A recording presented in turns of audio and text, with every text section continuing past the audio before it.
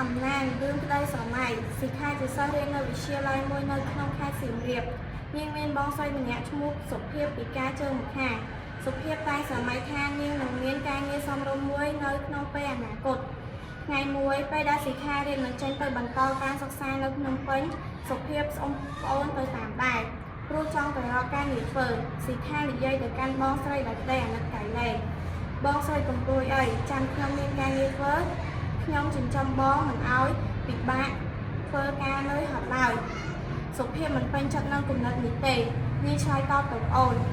បងមានដៃអាចធ្វើការបានបងមិនអាចរស់ដោយសារអូនបានទេបងត្រូវតែរកការងារតាមលទ្ធភាពរបស់បងនាងបន្តទៀតថ្ងៃមុនបងមើលទូរទស្សន៍ឃើញមានហាងមួយលក់ផ្កាស្អាតបងចង់ទៅរៀនកាត់ការណាស់បងអាចធ្វើការងារនេះបានឲ្យបងទៅជាមួយផងសិក្ខាមិនអាចខាត់បងស្រីបានក៏សុខចិត្តឲ្យបងស្រីទៅតាមមកដល់ភ្នំពេញសុភាពបានរៀនកាត់ការក្នុងហាងលក់ផ្កាដោយបំណងរបស់នាងអាស្រ័យដោយមានការខិតខំប្រឹងប្រែងនិងយល់កំណានសុភាពបានខ្លាចជាអ្នកកាត់ការដ៏ជំនាញម្នាក់ពេលត្រឡប់មកស្រុកកំណើតវិញសុភាពបានដឹកហាងតូចមួយលក់ផ្កានៅជិតផ្សារក្នុងពេលប្រកបអាជីពនាងបានប្រើគំនិតច្នៃប្រឌិតបន្ថែមធ្វើឲ្យផ្កានៅក្នុងហាងរបស់នាងមានគ្រប់បែបហើយថ្លៃជានិច្ច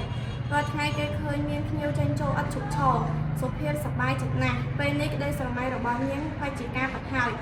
សិក្ខាក៏សរសើរបងស្រីនាងណាស់សិក្ខាគិតថាមនុស្សពិការទាំងអស់សុទ្ធតែមានលទ្ធភាពកសាងជីវិតខ្លួនឲ្យល្អប្រសើរឡើងទៅតាមសមត្ថភាពរៀងខ្លួននិងអាចរស់នៅក្នុងសេចក្តីថ្លៃថ្នូរ